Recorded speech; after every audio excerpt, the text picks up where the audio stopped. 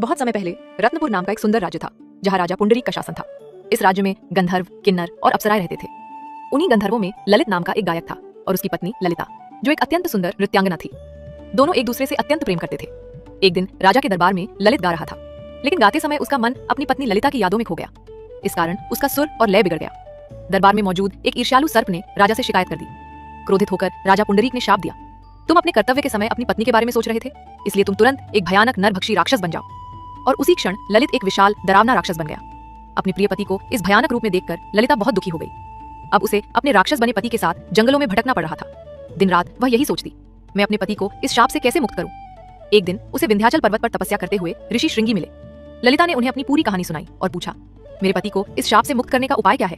ऋषि ने कहा, चैत्र मास के शुक्ल पक्ष में आने वाली कामदा एकादशी का व्रत करो और उस व्रत का पुण्य अपने पति को अर्पित कर दो, वह तुरंत शाप से मुक्त हो जाएगा। ललिता ने श्रद्धा और नियमों के साथ कामदा एकादशी का व्रत किया। द्वादशी के दिन उसने भगवान वासुदेव के सामने प्रार्थना की, इस व्रत का सारा पुण्य मेरे पति को मिले।